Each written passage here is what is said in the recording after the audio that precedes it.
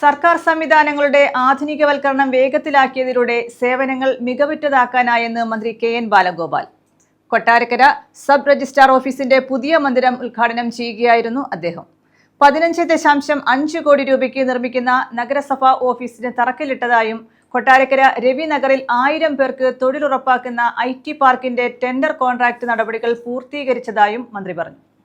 29 കോടി രൂപയ്ക്ക് കൊട്ടാരക്കര ഗണപതി ക്ഷേത്ര ഗസ്റ്റ് ഹൌസിനുള്ളിൽ നിർമ്മിക്കുന്ന പിൽഗ്രിം അമ്യൂണിറ്റി കേന്ദ്രം, 18.5 കോടി രൂപയ്ക്ക് നവീകരിക്കുന്ന കൊട്ടാരക്കര ബസ് സ്റ്റാൻഡ് എന്നിവയ്ക്ക് ഭരണാനുമതിയായതായും ബൈപ്പാസിനുള്ള ഭൂമി ഏറ്റെടുക്കൽ പ്രക്രിയ തുടരുന്നതായും മന്ത്രി കെ.എൻ. ബാലഗോപാൽ പറഞ്ഞു. കൊട്ടാരക്കര സബ് രജിസ്ട്രാർ ഓഫീസിന്റെ പുതിയ മന്ദിരം ഉദ്ഘാടനം ചെയ്യുകയായിരുന്നു അദ്ദേഹം. നെടുവത്തൂരിലെ തിയേറ്റർ സമുച്ചയ നിർമ്മാണം ഉടൻ ആരംഭിക്കും. സർക്കാർ ജീവനക്കാർക്കായി പുതിയ ശമ്പള പരിഷ്കരണ കമ്മീഷനെയും നിയോഗിച്ചതായി മന്ത്രി അറിയിച്ചു.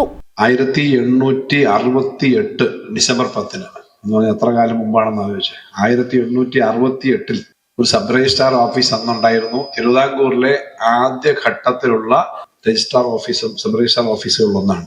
ഒരു കാലത്ത് ഭൂമി എന്ന് പറയുന്നത് കൃത്യമായ കണക്കും കാര്യവും ഇല്ലാതെ കിടന്നിടത്ത് രാജഭരണകാലങ്ങളുടെ ആ കാലത്ത് ഒരു ഘട്ടത്തിൽ നമ്മുടെ തിരുവിതാംകൂർ മേഖലയിൽ ഇത് കണ്ടെടുത്തുള്ള ആധാരം, ഇങ്ങനെ ഒത്തിരി നടപടിക്രമങ്ങളിൽ കൂടിയാണ് അതിന്റെ ആധാരം ഓരോ സ്ഥലത്തും ഉണ്ടാവുന്നതിനും പിന്നീട് പട്ടയമായ സംഭവമൊക്കെ വരുന്നത്.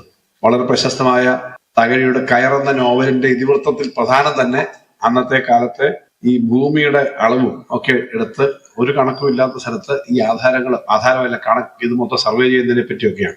ശത്രുക്കളായിട്ടുള്ളവർക്ക് അവരുടെ പേരിൽ 100, 300 ഒക്കെ ഏക്കർ എഴുതി വെച്ചു കൊടുക്കുക എന്നുള്ളത് അക്കാലത്തെ ഒരു കാര്യമാണ്. ശത്രുവാണെങ്കിൽ കരവടച്ച് മുടിയല്ല, 100 ഏക്കർ എഴുതി കൊടുക്കും. അങ്ങനെ 100 ഏക്കർ എഴുതി കൊടുത്തല്ലേ ഉണ്ടായിരുന്നത്, 500 ഏക്കർ എഴുതി കൊടുത്തല്ലേ ഉണ്ടായിരുന്നത്, കൊള്ളാമെന്ന് ഇപ്പൊ നമുക്ക് ചിന്തിക്കാമെങ്കിലും അന്ന് 100-500 ഏക്കർ ഉണ്ടെങ്കിൽ കരം കൊടുത്തിട്ട് ആള് കുഴപ്പത്തിലാവും, വലിയ വരുമാനമൊന്നുമില്ല. അങ്ങനത്തെ ഒരു കാലത്ത് ഏറ്റവും ആധുനികവൽക്കരിക്കാൻ വേണ്ടി ഈ കാര്യങ്ങളൊക്കെ ചെയ്യുന്നതിന്റെ ഭാഗമായിട്ടാണ് നമ്മുടെ ഇവിടെ ഇത് വന്നത്. മന്ത്രി രാമചന്ദ്രൻ കടന്നപ്പള്ളിയുടെ സന്ദേശം യോഗത്തിൽ വായിച്ചു. കൊട്ടാരക്കര നഗരസഭാ ചെയർപേഴ്സൺ അനിത ഗോപകുമാർ അധ്യക്ഷത വഹിച്ചു. ജില്ലാ panchayat vice president SR Arun Babu, നഗരസഭാ vice chairman Shaju, Kottarakkara block panchayat president S Bindu, Mylam ഗ്രാമപഞ്ചായത്ത് പ്രസിഡന്റ് ദിവ്യ ചന്ദ്രശേഖർ, നെടുവത്തൂർ ഗ്രാമപഞ്ചായത്ത് president V Vidya, registration inspector general K Meera തുടങ്ങിയവർ പങ്കെടുത്തു. News bureau, Kottarakkara.